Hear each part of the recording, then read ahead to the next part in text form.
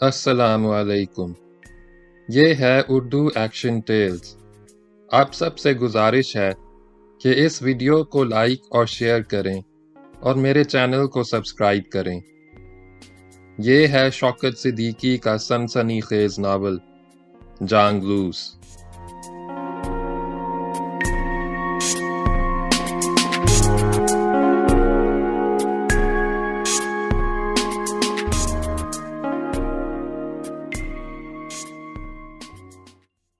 باب نمبر 11 کا پہلا حصہ۔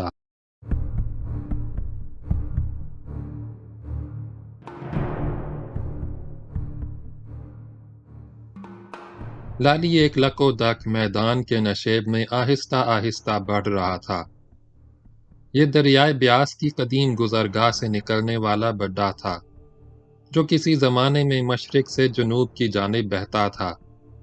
بیاس اور ستلج اپنے راستے بدلے تو بیاس فیروز پور کے قریب ہری کے پتن پر دریائے ستلج سے مل گیا۔ بیاس کی پرانی گزرگاہ خشک اور بنجر ہو گئی۔ اس کا یہ بڈھا بھی خشک ہو کر اجاڑ ہو گیا۔ نہ جانے یہ بڈھا کب سے خشک پڑا تھا۔ اس کی مٹی نرم اور ریتلی تھی۔ جگہ جگہ ریت کے تودے تھے۔ تودوں کے آس پاس کہیں کہیں کیکر، کریل اور لانا کے اکا دکا پودے بکھرے ہوئے تھے۔ دور دور تک آبادی کا نام و نشان نہ تھا۔ ہر طرف ہو کا عالم تھا۔ رات ختم ہو رہی تھی۔ اجالا رفتہ رفتہ بڑھتا جا رہا تھا۔ لالی مسلسل چلتے چلتے تھک چکا تھا، مگر اسے اپنی تھکن کی فکر نہیں تھی۔ اسے ایسے ٹھکانے کی تلاش تھی جس میں روح پوش ہو کر دن بسر کیا جا سکے۔ ایسا کوئی ٹھکانہ نظر نہیں آ رہا تھا۔ نہ کہیں جھنگر تھا، نہ جنگلی پودوں کی کوئی بڑی جھاڑی تھی۔ اس کی تشویش بڑھتی جا رہی تھی۔ وہ ادھر ادھر نظریں دوڑاتا ہوا آگے اور آگے بڑھتا جا رہا تھا۔ اجالا اب گہری سرخ روشنی میں بدلتا جا رہا تھا۔ سورج طلوع ہو رہا تھا۔ لالی کی تشویش اور بڑھ گئی۔ وہ کچھ اور آگے بڑھا۔ خشک اور بنجر بڈھا سے کچھ فاصلے پر ایک اجڑی ہوئی بستی کے کھنڈر نظر آئے۔ وہ نشیب سے نکل کر اوپر آ گیا اور کھنڈر کی جانب بڑھنے لگا۔ کھنڈر کی دیواریں مٹی کی تھیں اور پھوٹ کر ملبے کا ڈیر بن گئی تھیں۔ نہ کہیں چھت تھی، نہ کوئی دروازہ بچا تھا۔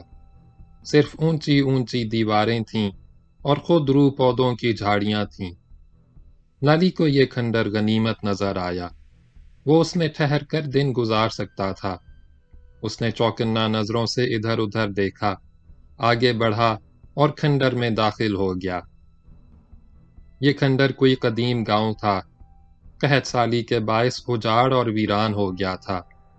کھنڈر میں گھس کر اس نے چھپنے کی جگہ تلاش کی اور اسے ایسی جگہ مل بھی گئی۔ یکادادم دیواروں کے درمیان صاف ستھری اور ہموار زمین کا ٹکڑا تھا جو کبھی کمرے یا کوٹری کے طور پر استعمال ہوتا ہوگا۔ اس نے کندھے پر لٹکی ہوئی گٹھڑی اتار دی، اسے ایک طرف رکھا، رائفل بھی پاس رکھ دی اور زمین پر پھسکڑا مار کر بیٹھ گیا۔ وہ بہت تھکا ہوا اور نڈھال تھا۔ دیر تک چپ چاپ بیٹھا رہا۔ سورج طلوع ہو چکا تھا۔ دھوپ آہستہ آہستہ کھنڈر کی ٹوٹی پھوٹی دیواروں پر پھیلتی جا رہی تھی۔ دن کا آغاز ہو چکا تھا، مگر ابھی تک ہر طرف گہری خاموشی چھائی تھی۔ لالی رات بھر کا جاگا ہوا تھا۔ جلد ہی آنکھیں نیند سے بوجھل ہونے لگیں، غنودگی بڑھنے لگی۔ اس نے گٹھڑی کھولی، اندر سے وہ چادر نکالی جو پچھلی رات شاداں نے دی تھی۔ لالی نے زمین پر بکھرے ہوئے سنگریزے صاف کیے، چادر بچھائی، گٹھڑی ایک بار پھر باندھی اور تکیے کے طور پر سر کے نیچے رکھ کر لیٹ گیا۔ رائفل بھی اس نے اپنے سرہانے ہی رکھ لی۔ تھوڑی دیر تک وہ آنکھیں بند کیے چپ لیٹا رہا، پھر سو گیا۔ دوپہر کو اس کی آنکھ کھل گئی۔ وہ پسینے سے شرابور تھا۔ ہر طرف تیز دھوپ پھیلی تھی۔ سورج ٹھیک اس کے سر کے اوپر تھا۔ وہ اٹھ کر بیٹھ گیا۔ کہیں سایہ نہیں تھا اور اسے سخت پیاس بھی محسوس ہو رہی تھی۔ وہ پانی کی تلاش میں نکلا۔ खंडर खासी दूर तक फैला हुआ था। वो टूटी फूटी और ऊंची नीची दीवारों के दरमियान से गुजरता, खुदरू पौधे रोंदता, खारदार झाड़ियों से उलझता, एक सिरे से दूसरे सिरे तक चला गया, मगर कहीं पानी का गड्ढा तक न था। वो अपने ठिकाने की जानिब लौट रहा था कि कुछ दूर दो राहगीर नजर आए। वो बड्डा के नशेब से गुजरकर ऊपर आए और आगे बढ़ने लगे, मगर वो खंडर की जानिब नहीं आए। लाली भी उनके पास नहीं गया और न उसका कोई ऐसा इरादा था। उनसे मिलने में खतरा ही खतरा था, लेकिन उन्हें देखकर उसे ये अंदाजा हो गया कि मील दो मील के गिरदो नवाह में कोई बस्ती है। वो राहगीरों की नजरों से बचने के लिए एक टूटी हुई दीवार की आड़ में दबक गया। करीब ही मल्हा था। ये खारदार झाड़ी थी। उसमें छोटे कोकन बेर लगे थे। कोकन पककर पीले पड़ गए थे। लाली उन्हें तोड़ तोड़ कर खाने लगा। कोकन खाने से प्यास कम हो गई। वो उठकर खड़ा हो गया, गर्दन ऊंची की, खंडर के बाहर देखा। दोनों राहगीर बहुत दूर जा चुके थे। लाली हाथ में दबे हुए कोकन खाता हुआ उस तरफ चला जहां कुछ देर पहले वो सो रहा था, मगर वहां अभी तक तेज धूप फैली थी। गठरी पर एक काला नाग कुंडली मारे बैठा था। लाली उसे देखकर खाइफ हुआ और शशोपंज में पड़ गया। राइफल भी गठरी के पास ही रखी थी, वरना वो उसके बट से सांप का मुंह कुचल देता। एक बार फिर वो बाहर आया, बबोल के दरख्त से मोटी शाख तोड़ी, उसके पत्ते साफ किए और शाख हाथ में दबाकर गठरी के पास पहुंच गया। मगर सांप अब गठरी से नीचे उतर रहा था। लाली ने उसे छेड़ना मुनासिब नहीं समझा। सांप लगभग 2 गज लंबा था। वो जमीन पर रेंगता हुआ आगे बढ़ा और दीवार में बने हुए एक बिल में घुस गया। लाली ये सोचकर लरज गया कि चादर पर सोते वक्त उसका एक पैर बिल के ऐन मुंह पर था। अब ये जगह महफूज नहीं रही थी। धूप भी बहुत थी। उसने चादर समेट कर कंधे पर डाली, राइफल उठाई और साई की तलाश में इधर उधर नजरें दौड़ाने लगा। उसे एक ऐसी दीवार नजर आई जिसके करीब ही बबोल का घना दरख्त था। दरख्त ज्यादा ऊंचा नहीं था। दीवार और दरख्त के दरमियान खुली जगह थी। उस पर साया भी था। ये जगह साफ सुथरी नहीं थी। उस पर घास फूस और छोटे छोटे खुदरू पौधे थे, मगर साया होने के बायस उसने यही जगह मुंतखब की और चादर बिछा कर बैठ गया। लाली ज्यादा देर न बैठ सका। एक बार फिर नींद का गलबा हुआ। उसने गठरी सर के नीचे रखी। राइफल भी उसके साथ ही पड़ी थी। वो टांगें पिसार कर लेट गया और दोबारा गहरी नींद सो गया। आंख खुली तो सूरज गरूब हो रहा था। साए फैलते जा रहे थे। वो उठकर बैठ गया। अब प्यास के साथ साथ भूख भी महसूस हो रही थी। उसने चादर तय की और गठरी में रख दी। शाम आहिस्ता आहिस्ता खंडर की टूटी फूटी दीवारों से नीचे उतरने लगी। अंधेरा फैलने लगा। खंडर ज्यादा वीरान और पुरहौल नजर आने लगा। अब वहां ठहरना मुनासिब न था। एक सांप वो पहले ही देख चुका था। न जाने खंडर में और कितने सांप हैं। वो खंडर से निकला, मगर ज्यादा दूर नहीं गया। ठहर कर अंधेरा बढ़ने और फैलने का इंतजार करने लगा। हर तरफ गहरा सन्नाटा तारी था। शाम तारीख होकर रात में ढल गई। लाली ने अपने सफर का आगाज किया और उस सिमत चलने लगा जिधर उसने दोपहर को 2 राहगीर जाते हुए देखे थे। वो बंजर मैदान में आहिस्ता आहिस्ता चलता रहा। उसने 2-2.5 मील रास्ता तय किया था कि खेत नजर आने लगे। जगह जगह सरस और जंड के दरख्त थे। वो खेतों से दूर दरख्तों के एक झुंड के नीचे ठहर गया। उसे खेतों के उस पार गांव में टिमटिमाते चिरागों की रोशनी नजर आ रही थी। मिली जुली आवाजों का हल्का हल्का शोर भी सुनाई दे रहा था। उसे ये आवाजें खत्म होने और खामोशी में डूब जाने का इंतजार था।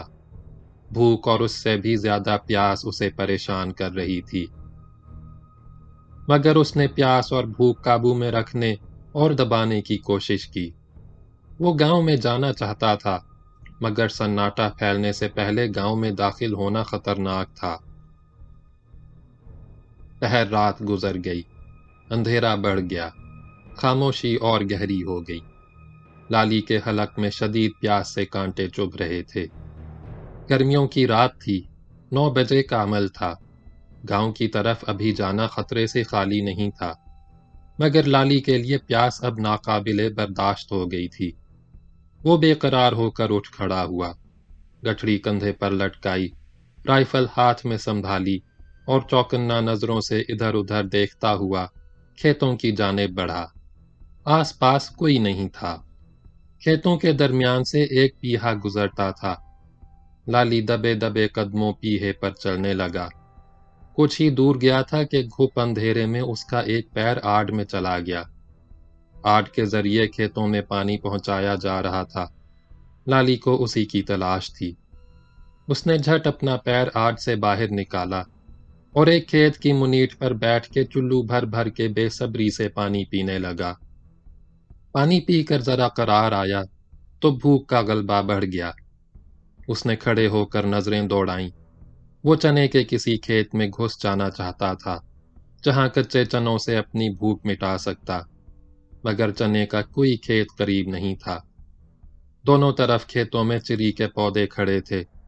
گندم کے نہیں تھے، ورنہ وہ گندم کے دانے کھا کر بھی کام چلا سکتا تھا، لیکن دور دور تک صرف چری کے کھیتوں کا سلسلہ پھیلا تھا۔ وہ سنبھل سنبھل کر قدم رکھتا ہوا آگے بڑھنے لگا۔ چلتے چلتے وہ ایک موڑ پر پہنچا تو خاموشی میں یکا یک کہیں قریب ہی زور کا قہقہا بلند ہوا۔ ساتھ ہی آوازیں سنائی دیں۔ وہ ٹھٹکا، کچھ دیر سہما ہوا چپ چاپ کھڑا رہا، پھر چند قدم آگے بڑھا۔ پودوں کی آڑ سے اس جانب دیکھا جدھر سے آوازیں ابھر رہی تھیں۔ سامنے کھیتوں کے درمیان کچھ فاصلے پر کھلی جگہ تھی۔ وہاں دھیمی دھیمی آگ جل رہی تھی۔ آگ پر لوہے کا لوہانڈا چڑھا تھا۔ قریب ہی 2 آدمی لوہانڈے میں گھی ڈال کر مرغ تل رہے تھے۔ مرغ تلنے کی تیز خوشبو فضا میں پھیلتی جا رہی تھی۔ آگ سے ذرا ہٹ کر آگ سے کھیتوں کو سیراب کرنے کا نکا تھا۔ نکا اس وقت کھلا تھا۔ نکے پر بھی آدمی بیٹھے تھے۔ لالی نے آگ کی سرخ روشنی میں انہیں دیکھا۔ وضاقتہ سے وہ مزارع نظر آتے تھے۔ آگ کے نکے سے اپنے کھیتوں میں پانی پہنچا رہے تھے۔ مرغ تلنے کی مہک نے لالی کی بھوک اور بڑھا دی۔ وہ ابھی یہ طے نہ کر سکا تھا کہ کس طرف جائے۔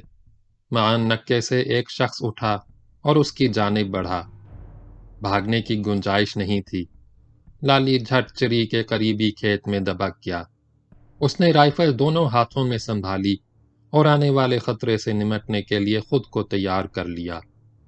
قدموں کی آہٹ رفتہ رفتہ قریب آتی گئی۔ لالی چوکس بیٹھا راستہ تکتا رہا۔ آنے والا عین اس کے سامنے آ گیا۔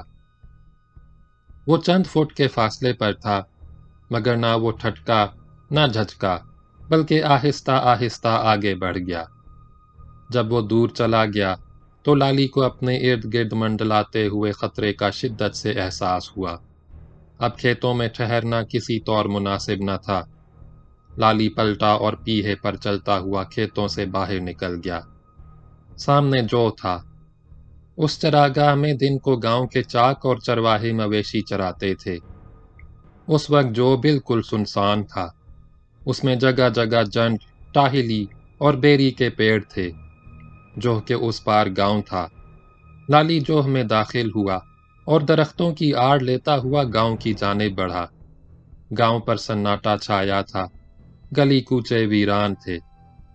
لالی ایک گلی میں داخل ہوا، مگر آگے نہیں گیا۔ وہ نکڑ کے مکان کی 4 دیواری کے قریب جا کر ٹھہر گیا۔ چند لمحے دم سادھے خاموش کھڑا رہا، پھر اس نے زغن بھری اور دونوں ہاتھوں سے دیوار پکڑ کر اوپر پہنچ گیا۔ اس نے گردن جھکا کر اندر جھانکا۔ گھر پر خاموشی چھائی تھی۔ گھر پر خاموشی چھائی تھی۔ صحن میں ایک طرف جھلیانی تھی۔ وہ مختصر سا باورچی خانہ تھا۔ اس میں چراغ جل رہا تھا۔ لالی دبے دبے قدموں چلتا ہوا جھلیانی کے قریب گیا۔ وہاں کوئی نہیں تھا۔ وہ جھلیانی میں داخل ہو گیا۔ چولہا ابھی گرم تھا۔ انگارے دہک رہے تھے۔ چولہے پر ایلومینیم کی گڑوی رکھی تھی۔ اس میں دودھ گرم ہو رہا تھا۔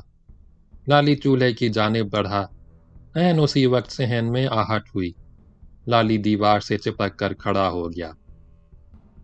جھلیانی میں تیکھے نقش و نگار کی ایک سانولی سلونی نوجوان عورت داخل ہوئی۔ وہ اپنے بکھرے ہوئے بالوں کا جوڑا باندھتی ہوئی چولہے کی سمت بڑھی۔ لالی نے جھٹ ہاتھ بڑھا کر اس کا منہ دبوچ لیا۔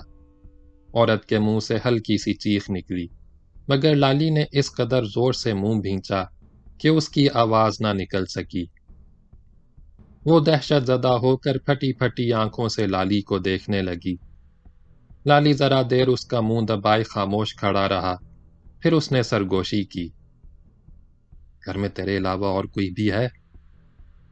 عورت نے آہستہ آہستہ گردن ہلا کر اقرار کیا۔ لالی نے کرید کر پوچھا، تیرا قسم ہے؟ عورت نے انکار میں صرف گردن ہلا دی۔ لالی نے مسکرا کے استفسار کیا، تیرا یار ہے؟ عورت نے کوئی جواب نہیں دیا، نظریں جھکائے خاموش کھڑی رہی۔ لالی نے دریافت کیا، تیرا گھر والا کہاں ہے؟ عورت نے دھیرے سے جواب دیا، کھیتوں کو پانی لگانے گیا ہے۔ کب تک واپس آئے گا؟ وہ تو پو پھٹے آئے گا، رات بھر کھیتوں پر رہے گا۔ عورت نے لالی کا چہرہ غور سے دیکھا۔ پر تو ہے کون؟ میں کوئی بھی ہوں، پہلے مجھے روٹی ٹکر کھلا، سخت بھوک لگی ہے۔ عورت نے ہچکچاتے ہوئے پوچھا، تو چور تو نہیں ہے؟ بکواس نہ کر۔ لالی نے اسے ڈانٹا، فٹافٹ روٹی دے، میں روٹی کھا کر چلا جاؤں گا، میں نے تجھ سے اور کچھ نہیں لینا۔ اس نے چولہے پر رکھی ہوئی گڑوی کی طرف اشارہ کیا۔ پہلے مجھے دودھ دے، چھیتی نال، ڈرنا شرنا چھوڑ، میں نے یہاں زیادہ دیر نہیں ٹھہرنا۔ عورت نے کچھ کہے بغیر بڑھ کر گلاس اٹھایا، چولہے کے پاس گئی اور گڑوی اٹھا کر گلاس میں دودھ انڈیلنے لگی۔ اسی اثنا میں باہر کوئی آہستہ سے کھنکارا، ساتھ ہی چاپ بھی ابھری۔ لالی نے رائفل اٹھائی اور نشانہ باندھ کر باہر صحن کی جانب دیکھنے لگا۔ عورت گلاس چھوڑ کر تیزی سے لالی کی طرف لپکی، رائفل پر ہاتھ رکھ کر بے قراری سے بولی، وہ گولی نہ چلا۔ چپ کر۔ لالی نے اس کا ہاتھ جھٹک دیا۔ میں نے گولی چلا کر سارے پنڈ کو جگانا ہے؟ وہ اس کی جانب دیکھے بغیر کھل کر مسکرایا۔ تو بھی پکڑی جائے گی، تیرا یار بھی پکڑا جائے گا، اور میں بھی پکڑا جاؤں گا۔ میں ایسے خطرناک کام نہیں کرتا۔ عورت چپ چاپ اس کے قریب کھڑی رہی۔ چند لمحوں بعد جھورا نمودار ہوا۔ وہ مضبوط جسم کا اچھا خوش شکل جوان تھا اور دھوتی باندھے ہوئے تھا۔ اوپر کا دھڑ بالکل برہنہ تھا۔ اس نے لالی کو دیکھا اور اس کے ہاتھ میں دبی ہوئی رائفل دیکھی تو خوف زدہ ہو کر جہاں تھا وہیں رک گیا۔ چند لمحے سہما کھڑا رہا، پھر اس نے عاجزی سے کہا، میرا کرتا ادھر حجرے میں پڑا ہے، اس میں جو کچھ ہے لے لے، اور بھی جو جی چاہے اٹھا لے۔ اس کی آواز میں کپ کپاہٹ تھی۔ دھیما بول، میں نے کچھ نہیں لینا۔ لالی نے عورت کو ٹہوکا دیا، اسے اندر لے آ۔ عورت آگے بڑھی اور جھورا کا ہاتھ تھام کر بولی، اندر آ جا۔ اس نے لالی کی طرف اشارہ کیا، اسے چوری چکاری نہیں کرنی، بھوکا ہے، روٹی کھا کر چلا جائے گا۔ جھورا عورت کے ساتھ جھلیانی کے اندر آ گیا۔ لالی نے رائفل نیچے جھکا لی۔ جھورا نے عورت سے پوچھا، میداں، یہ ہے کون اور یہاں آیا کیسے؟ میداں نے بے نیازی سے جواب دیا، مینو کی پتا، اینو پوچھ۔ وہ چولہے کے پاس گئی، گلاس دودھ سے بھرا اور لالی کو دے دیا۔ لالی نے گلاس منہ سے لگایا اور گٹا گٹ پورا گلاس چڑھا گیا۔ اس نے میدان کی طرف مڑ کر دیکھا، مسکرا کر بولا، روٹی شوٹی بھی لیا، ابھی پیٹ نہیں بھرا۔ میدان نے بڑھ کر چبوترے پر رکھی ہوئی چنگیری اٹھائی، دوسرے ہاتھ سے قریب رکھا ہوا پیالہ اٹھایا اور لالی کے نزدیک آ گئی۔ وہ زمین پر بیٹھ گیا، اس نے رائفل اپنے زانوں پر رکھ لی، میدان نے چنگیری اس کے سامنے رکھ دی، پیالہ بھی رکھ دیا۔ میدان اس کے روبرو بیٹھ گئی۔ لالی نے جھورا سے کہا، کھڑا کیوں ہے؟ تو بھی بیٹھ جا۔ وہ دیوار سے ٹیک لگا کر چپ چاپ بیٹھ گیا۔ لالی نے لقمہ توڑ کر منہ میں رکھتے ہوئے مڑ کر جھورا کو دیکھا، وہ ابھی تک سہما ہوا نظر آ رہا تھا۔ لالی نے لقمہ چبا کر حلق سے نیچے اتارا اور مسکرا کر جھورا سے مخاطب ہوا، رات کو چھپ کر مشوقہ سے ملنے آیا اور دل چڑی کی طرح اتنا چھوٹا سا ہے۔ لالی نے دوسرا لقمہ توڑا، جھورے تو رہتا کہاں ہے؟ رہتا تو میں ساتھ والے چک میں ہوں، جھورا نے رسان سے پوچھا، پر تو ہے کون؟ کیا کرے گا جان کر؟ لالی بے تکلفی سے بولا، میں نو تو صرف روٹی کھانی ہے، میدان سے یاری نہیں لگانی۔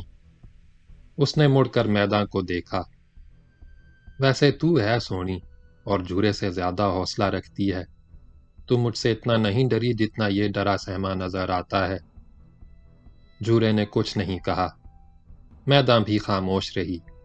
لالی نے ایک روٹی ختم کرنے کے بعد دوسری روٹی سے لقمہ توڑا اور میدان سے مخاطب ہوا، انہیں کو پانی تو دے۔ وہ چپ چاپ اٹھی، گلاس سنبھالا اور باہر جانے کے لیے مڑی۔ جھورا نے اسے ٹوکا، گل سن میدان، اجرے سے وہ مٹھائی بھی لیتی آ جو تو نے اپنے گھر والے کے لیے رکھ چھوڑی ہے۔ اس کے لہجے سے اطمینان جھلک رہا تھا۔ وہ زیر لب مسکرایا اور لالی کی جانب اشارہ کیا، یہ تیرا مہمان ہے، مہمان کو ٹھیک سے روٹی ٹک کر کھلا۔ میدان خاموشی سے باہر چلی گئی۔ جھورے، تو میدان سے ملنے روز اسی طرح چھپ کر آتا ہے؟ نہیں جی، ایسی گل بات نہیں ہے، بہت دنوں بعد آج رات موقع ملا تھا، اس نے گلہ کرنے کے انداز میں کہا۔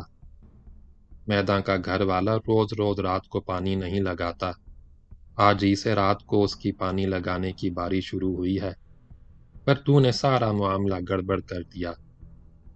لالی نے بے نیازی سے کہا، کوئی گڑبڑ نہیں ہوئی، ابھی تو ساری رات پڑی ہے۔ وہ آہستہ سے ہنسا۔ جھورا نے پریشان ہو کر سرگوشی کی، دھیما بول۔ اس نے ہاتھ سے اشارہ کیا، ساتھ والے مکان میں میدان کے گھر والے کا پیو رہتا ہے، اسے نیند بھی کام آتی ہے، تیرے آنے سے پہلے وہ دیر تک کھانستا رہا۔ لالی خاموش رہا، جھورا نے بھی کچھ نہیں کہا۔ میدان واپس آ گئی، اس نے پانی سے بھرا ہوا گلاس لالی کے سامنے رکھ دیا۔ لالی نے گلاس اٹھا کر پانی پیا۔ جب وہ پانی پی چکا تو میدان نے دوپٹے کو کھول کر کاغذ میں لپٹی ہوئی مٹھائی نکالی اور لالی کے سامنے رکھ دی۔ لالی نے دیکھا کہ کاغذ میں مٹھائی کے 3 ٹکڑے رکھے ہیں۔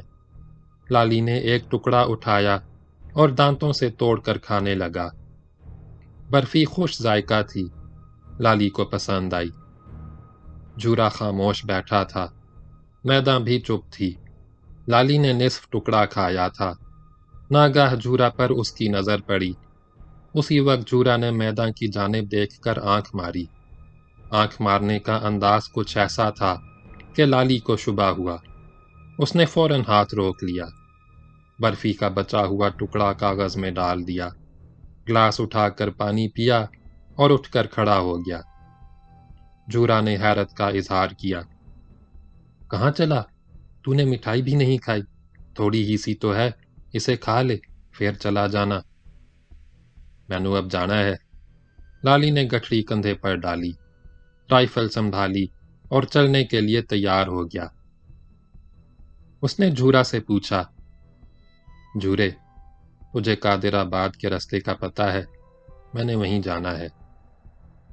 قادر آباد تو یہاں سے بہت دور ہے، ایسا کر یوسف والا چلا جا، یہاں سے زیادہ دور نہیں، وہاں سے قادر آباد چلا جانا۔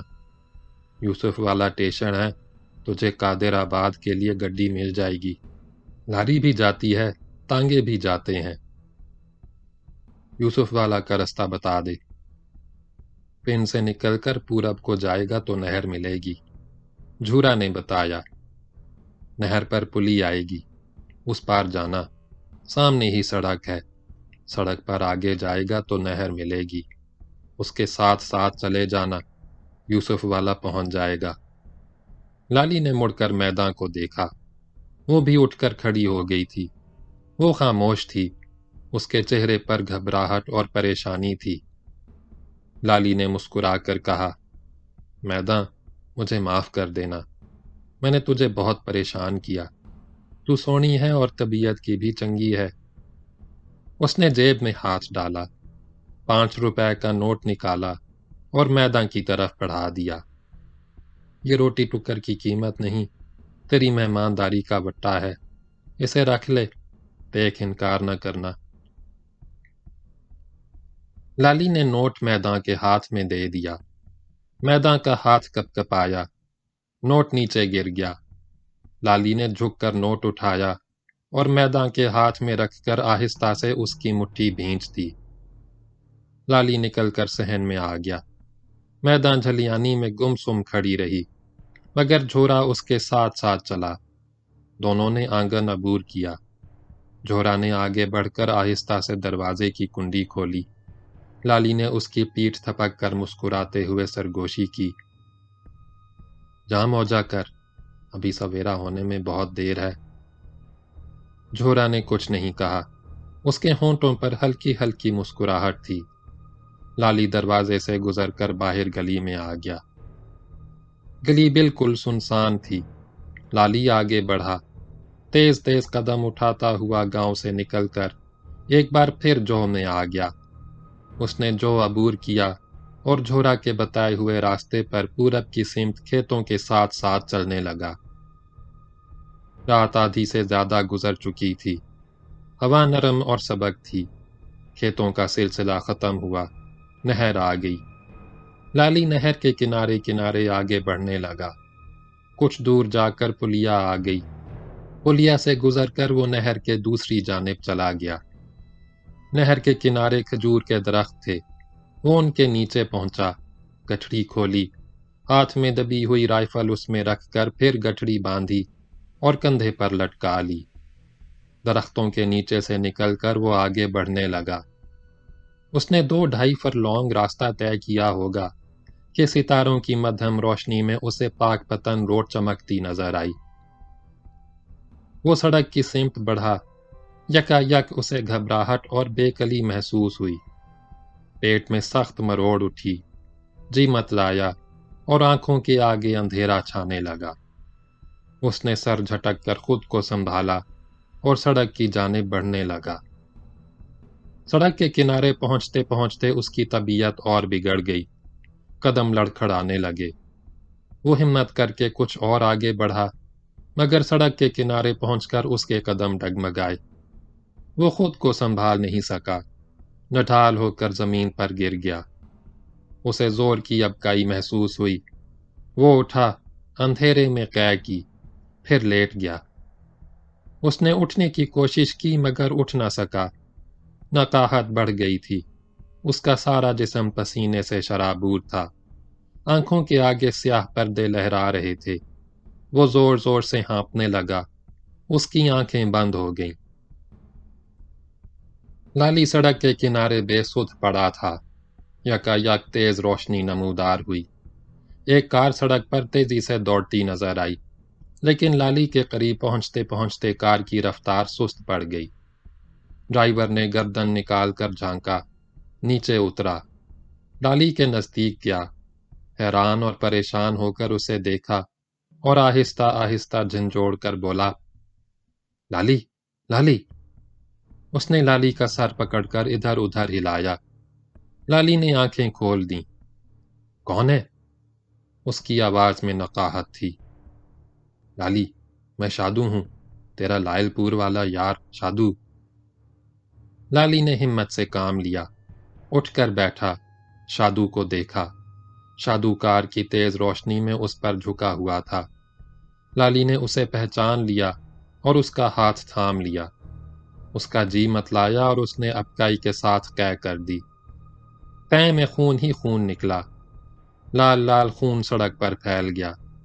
خون دیکھ کر شادو پریشان ہو گیا۔ لالی پر قے کرتے ہی پھر غشی کا دورہ پڑا۔ وہ بے حال ہو کر ایک طرف لڑک گیا۔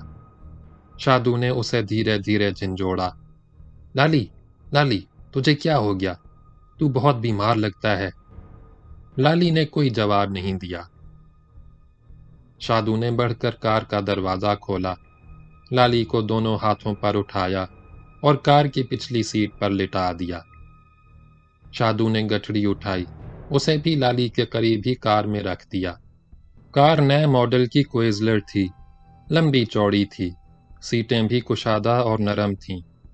لالی کار میں آرام سے لیٹا رہا۔ شادو اپنی سیٹ پر جا کر بیٹھا۔ کار کا انجن سٹارٹ تھا۔ اس نے گیئر بدلا، ایکسیلیٹر پیر سے دبایا، کار سڑک پر دوڑنے لگی۔ رات ڈھلتی گئی، کار سڑک پر دوڑتی رہی، تیز جھونکے کار کے اندر آتے رہے۔ لالی کی طبیعت قدرے سنبھلی۔ اس نے آنکھیں کھول کر دیکھا، ذہن پر زور دے کر سوچا۔ اسے شادو یاد آ گیا۔ لالی نے نحیف آواز میں کہا، شادو، تو شادو ہی ہے نا؟ شادو نے مسکرا کر جواب دیا، ہاں میں شادو ہی ہوں۔ اب تیری طبیعت کیسی ہے؟ شادو، تو مجھے کہاں لے جا رہا ہے؟ میں تجھے سرکاری اسپتال لے جا رہا ہوں، منٹگمری آگے ہی ہے۔ تو مجھے وہاں نہ لے جا، لالی نے پریشان ہو کر کہا۔ میں اسپتال نہیں جاؤں گا۔ بکواس نہ کر، چپ کر کے پڑا رہ۔ شادو نے اسے پیار سے ڈانٹا۔ تیری طبیعت بہت خراب ہے، تجھے اسپتال لے جانا ضروری ہے۔ لالی تھوڑا سا اوپر ہو کر بیٹھ گیا اور آہستہ آہستہ ہانپنے لگا۔ اس نے دھیمے لہجے میں کہا، شادو، تینوں پتہ ہے میں جیل سے بھاگا ہوا ہوں۔ اس نے گہری سانس بھری۔ میری گل سن رہا ہے شادو؟ سن رہا ہوں، مینوں پتہ ہے تو جیل سے بھاگا ہوا ہے۔ تب بھی تو مجھے اسپتال لے جانا چاہتا ہے؟ لالی نے شکوے کے انداز میں کہا، تو مجھے گرفتار کروانا چاہتا ہے؟ بکواس نہ کر، شادو نے اسے پھر ڈانٹا۔ اسپتال میں اس ٹائم رات کو تجھے کون پہچانے گا؟ لالی آمادہ نہیں ہوا۔ گڈی روک لے، مجھے یہیں اتار دے، میں اسپتال نہیں جاؤں گا، تو مجھے قادر آباد پہنچا دے۔ وہاں جا کر کیا کرے گا؟ ادھر تیرا جاننے والا کوئی ڈاکٹر یا حکیم ہے؟ قادر آباد کے نزدیک نہر کے اس پار ٹبوں میں رحیم داد چھپا ہوا ہے، تو اسے نہیں جانتا۔ وہ بھی میرے ساتھ ہی جیل سے بھاگا تھا، وہ میرا وہاں انتظار کرتا ہوگا، تو مجھے قادر آباد پہنچا دے۔ لالی کے لہجے میں عاجزی آ گئی۔ شادو، تیری مہربانی ہوگی، پر تیری طبیعت بہت خراب ہے، تجھے خون کی الٹی ہوئی تھی۔ شادو نے اسے سمجھانے کی کوشش کی۔ ٹبوں پر تیرا علاج کون کرے گا؟ وہاں جنگل اور ویرانہ ہے۔ پر میں اسپتال ہرگز نہیں جاؤں گا، ویسے میری طبیعت اب ٹھیک ہے۔ ہرگز ٹھیک نہیں ہے۔ تو اسپتال جانا نہیں چاہتا تو میں تجھے حکیم چشتی کے پاس لے جاؤں گا۔ منٹگمری سے آگے کمال گڑھ ہے، حکیم وہیں رہتا ہے، بہت ٹھیک ٹھاک علاج کرتا ہے۔ اس کی دوائی سے تو بالکل چنگا ہو جائے گا۔ اسی کے پاس لے چل۔ حکیم سے دوائی لینے کے بعد تو مجھے قادر آباد پہنچا دینا۔ میں نو رحیم داد کے پاس ضرور جانا ہے۔ چلا جانا، ضرور چلا جانا، پر ابھی اس کے پاس نہیں جا سکتا۔ میں تجھے اپنے ساتھ لے جاؤں گا، پھر جہاں کہے گا وہیں پہنچا دوں گا۔ لالی رک رک کر گہری سانسیں بھرتا رہا۔ شادو سٹیئرنگ وہیل سنبھالے سامنے دیکھتا رہا۔ کار سڑک پر دوڑتی رہی۔ کئی منٹ گزر گئے، پھر لالی کی آواز ابھری، شادو، تو یہ کار کہاں سے لے آیا؟ یہ میاں عبدالسبحان کی کار ہے، میں نے اس کی نوکری کر لی ہے۔ ڈرائیور لگ گیا ہوں۔ میاں سبحان وڈا زمیندار ہے اور بہت نیک بندہ ہے۔ لالی خاموش رہا۔ اس کی طبیعت پھر بگڑنے لگی تھی۔ پیٹ میں مروڑ اٹھی، ماتھے پر پسینے کی نمی محسوس ہوئی۔ وہ لیٹ گیا اور رک رک کر سانس لینے لگا۔ اس کی طبیعت بگڑتی گئی۔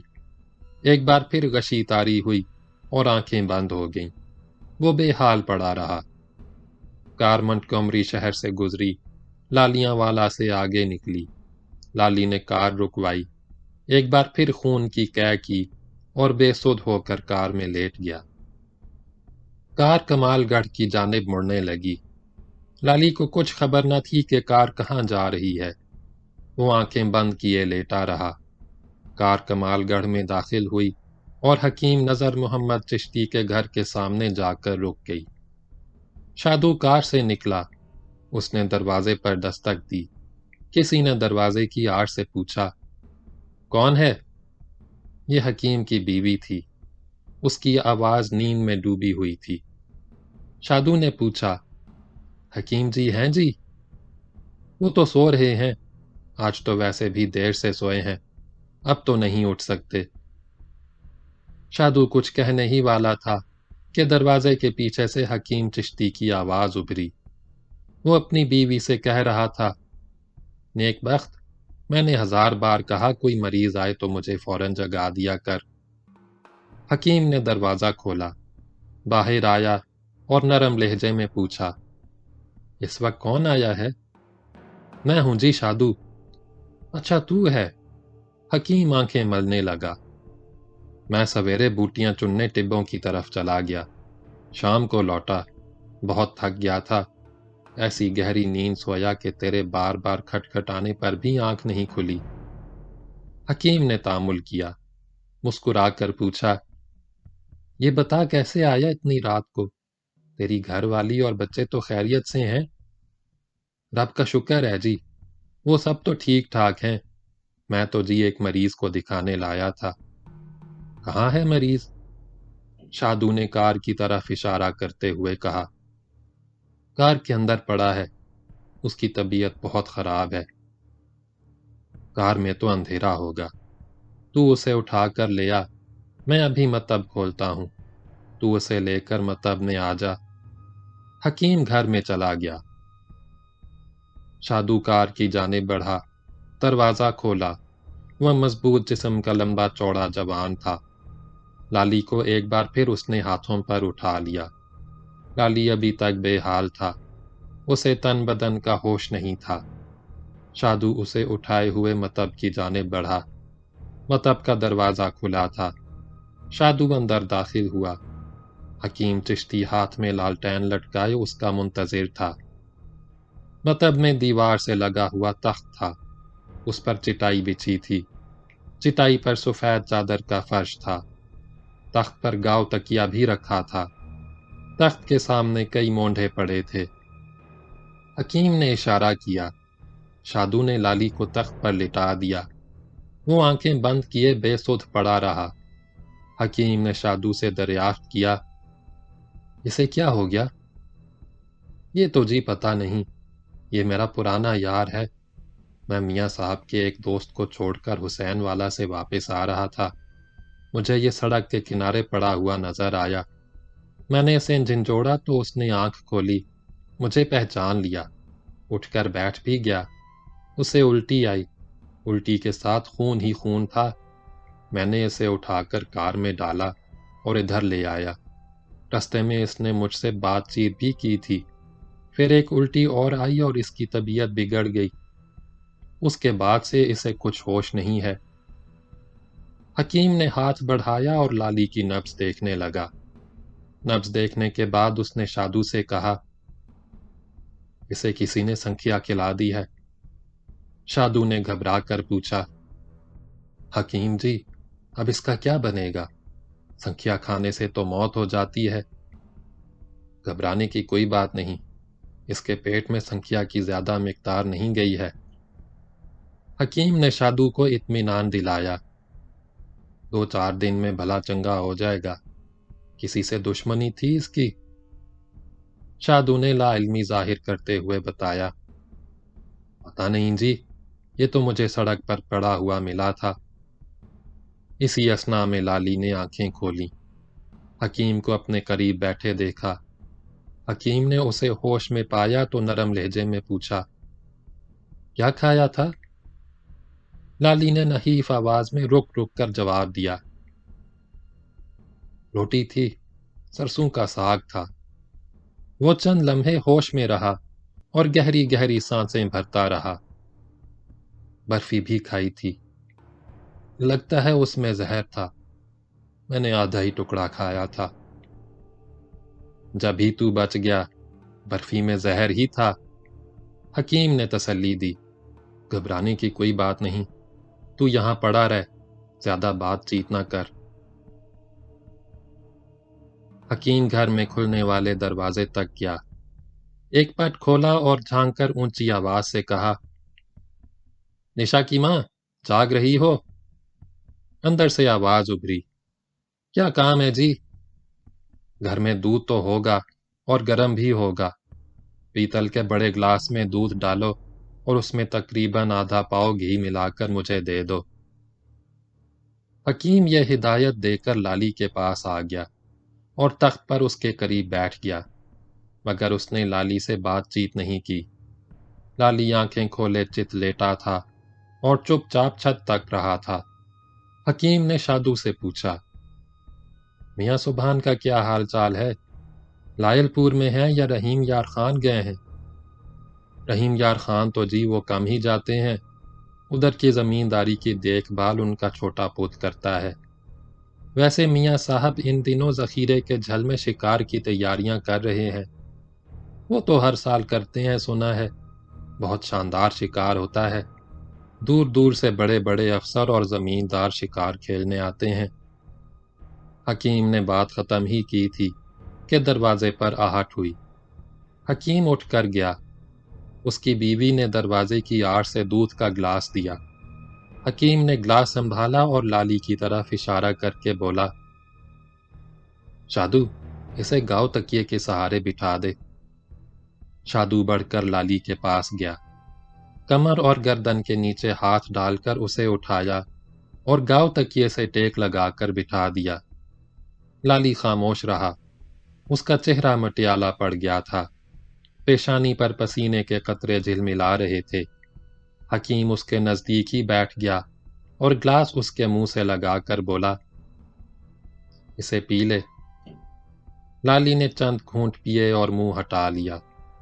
حکیم نے دل جوئی کی، حوصلے سے کام لے، اسے پینے کے بعد تو بھلا چنگا ہو جائے گا۔ لالی نے گلاس سے منہ لگایا اور آنکھیں بند کر کے دھیرے دھیرے سارا دودھ پی گیا۔ دودھ پیتے ہی اسے ابکائی آئی۔ حکیم آہستہ آہستہ اس کی پیٹھ سہلانے لگا۔ لالی کو ذرا قرار آیا، اس نے آنکھیں بند کر لیں اور گہری گہری سانسیں بھرنے لگا، مگر ذرا ہی دیر بعد بے چین ہو کر ادھر ادھر گردن ہلانے لگا۔ حکیم نے پوچھا، الٹی کرے گا؟ لالی نے گردن ہلا کر اقرار کیا۔ حکیم نے شادو سے کہا، اسے اٹھا کر باہر لے جا۔ شادو نے لالی کو دونوں ہاتھوں پر اٹھایا اور مطب سے باہر لے گیا۔ لالی اکڑوں بیٹھ گیا اور ابکائیاں لینے لگا۔ پھر اس نے قے کی۔ حکیم نے لالٹین کی روشنی میں دیکھا، قے میں دودھ کے ساتھ خون بھی نکلا۔ قے کرتے ہی لالی نڈھال ہو کر زمین پر لیٹ گیا۔ شادو نے اسے اٹھانا چاہا، لیکن حکیم نے منع کر دیا، اسے یوں ہی پڑا رہنے دے، یہاں ہوا اور ٹھنڈک ہے، اسے آرام ملے گا۔ قے کرنے کے بعد لالی کو سکون محسوس ہوا، الجھن اور گھبراہٹ کم ہو گئی۔ اس نے آنکھیں بند کر لیں۔ پچھلی رات کی ہوا کے نرم اور خنک جھونکے جسم کو لگے تو لالی کو نیند آ گئی۔ حکیم نے اسے سوتے دیکھا تو شادو سے کہا، اسے گاڑی میں لٹا دے۔ شادو نے آہستہ سے لالی کو ہاتھوں پر اٹھایا اور کار کی پچھلی نشست پر لٹا دیا۔ شادو واپس حکیم کے پاس آیا۔ حکیم نے کہا، اب اسے لے جا، راستے میں الٹی ہو تو کرا دینا۔ گھبرانے کی کوئی بات نہیں، سنکھیا کا سارا زہر الٹی کے ساتھ نکل جائے گا، اسے کوئی اور دوائی دینے کی ضرورت نہیں، میں نے اس کا صحیح علاج کر دیا، کل شام تک بالکل ٹھیک ہو جائے گا، اسے کل تک صرف دودھ یا لسی پلانا، 2-1 روز کمزوری رہے گی، پھر ٹھیک ٹھاک ہو جائے گا، جوان ہے اور حوصلے والا بھی ہے۔ شادو اظہار معذرت کرتے ہوئے بولا، حکیم جی، میں نے اتنی رات کو تمہیں تکلیف دی۔ کوئی بات نہیں، حکیم نے مسکرا کر نرم لہجے میں کہا، اپنا تو کام ہی بیماروں کی خدمت کرنا ہے، میرے لیے دن رات سب برابر ہیں، تو بالکل فکر نہ کر۔ شادو نے جیب سے 2 روپے نکال کر حکیم کو دیے، اس نے خاموشی سے روپے لے لیے۔ شادو نے کار میں بیٹھ کے اسے سٹارٹ کیا، کار آگے بڑھی، چند میل کچے راستے پر چلنے کے بعد ملتان روڈ پر آ گئی اور تیز رفتار سے سڑک پر دوڑنے لگی۔ کار ضلع لائل پور کی حدود میں داخل ہوئی، کمالیہ پہنچی، آگے جا کر سمندری کی جانب مڑی، مرید والا کے قریب لالی کی آنکھ کھل گئی، اس نے کار رکوا کے قے کی، اس دفعہ خون کی مقدار بہت کم تھی۔ شادو نے سہارا دے کر لالی کو پھر پچھلی سیٹ پر لٹا دیا، وہ نڈھال ہو کر دھیرے دھیرے ہانپنے لگا۔ اب دن نکل آیا تھا، سورج چڑھ کر اوپر آ گیا، ہر طرف دھوپ پھیلی تھی، لالی پھر سو گیا۔ کار سمندری تک نہیں گئی، راستے ہی میں شادو نے کار موڑی اور اسے سنڈیاں والا جانے والی کچی سڑک پر دوڑانے لگا۔ گاؤں سنڈیاں والا سے آگے تھا، گاؤں پہنچ کر اس نے پرانی وضع کی ایک حویلی کے سامنے کار روک لی، حویلی کی دیواروں پر کائی جمی تھی، اس نے لالی کو بیدار کیا، اب لالی کی طبیعت قدرے سنبھل چکی تھی، وہ شادو کے سہارے چلتا ہوا حویلی کے مہمان خانے میں گیا، مہمان کے پچھواڑے ایک ہی قطار میں سلسلے وار کئی کوٹھڑیاں تھیں، ان کے آگے ٹین کی چھت کا سائبان تھا۔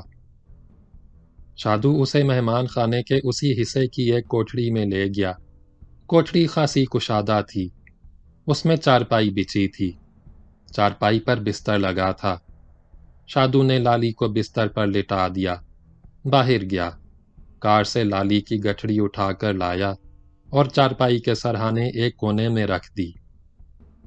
لالی کچھ دیر آنکھیں بند کیے پڑا رہا، پھر سو گیا۔ شام کو اس کی آنکھ کھلی، شادو اسی وقت واپس آیا تھا، اس نے لالی کو بیدار پایا تو قریب ہی بستر پر بیٹھ گیا۔ اب طبیعت کیسی ہے؟ ٹھیک ہے، لالی نے نقاہت سے کہا، پر کمزوری بہت ہے۔ فکر نہ کر، کمزوری بھی ختم ہو جائے گی، تو جلد ہی بھلا چنگا ہو جائے گا۔ شادو نے مسکراتے ہوئے اسے تسلی دی۔ بھوک تو نہیں لگ رہی ہے؟ بھوک بالکل نہیں ہے۔ ایسا کر تو گرم دودھ پی لے، کمزوری کم ہو جائے گی، حکیم جی نے دودھ پینے کو بتایا ہے، میں تیرے پاس زیادہ دیر نہیں ٹھہر سکوں گا، میں نے جیپ لے کر ٹوبا ٹیک سنگھ جانا ہے، کل دوپہر تک واپسی ہوگی، میں خدا داد خاں سے کہتا جاؤں گا، وہ تجھے دودھ پلا دے گا۔ اس نے دروازے کی طرف منہ کیا اور اونچی آواز سے پکارا، بابے ادھر آ۔ خدا داد خاں کوٹھڑی میں داخل ہوا، اس کے ہاتھ میں لالٹین لٹک رہی تھی، کوٹھڑی میں روشنی ہو گئی، خدا داد نے لالٹین تاک میں رکھ دی، وہ بوڑھا اور لاغر تھا، سر اور داڑھی کے بال سفید تھے۔ شادو نے کہا، بابے اسے دودھ لا دے، روٹی نہ دینا، ویسے اسے بھوک ہے بھی نہیں۔ وہ کھڑا ہو گیا، بابے یہ بیمار ہے، اس کی ٹھیک سے دیکھ بھال کرنا، میرا پرانا اور گہرا یار ہے۔ خدا داد نے مسکرا کر اسے اطمینان دلایا، پرواہ نہ کر، اسے کوئی تکلیف نہیں ہوگی، مینوں پتہ ہے یہ بیمار ہے، آیا تھا تو چلا بھی نہیں جاتا تھا۔ شادو نے لالی سے کہا، اب میں چلوں گا، بابا خدا داد موجود ہے، بہت بھلا اور نیک بندہ ہے، اس کے ہوتے ہوئے تجھے یہاں ذرا بھی تکلیف نہیں ہوگی۔ شادو کوٹھڑی سے چلا گیا۔ خدا داد خاں بھی اس کے ساتھ ساتھ چلا گیا۔ لالی چپ لیٹا رہا۔ کمرے میں لالٹین کی زرد روشنی پھیلی تھی۔ باہر صحن میں اندھیرا تھا۔ لالی پچھلی رات کے واقعات یاد کرنے لگا۔ اسی اثناء میں بوڑھا خدا داد خاں آہستہ آہستہ کھانستا ہوا آیا۔ اس کے ہاتھ میں دودھ سے بھرا ہوا گلاس تھا۔ لالی تکیے سے ٹیک لگا کر بیٹھ گیا۔ اس نے خدا داد سے دودھ کا گلاس لیا اور آہستہ آہستہ پینے لگا۔ دودھ گرم اور میٹھا تھا۔ اس نے دودھ پی کر خالی گلاس خدا داد کو دے دیا۔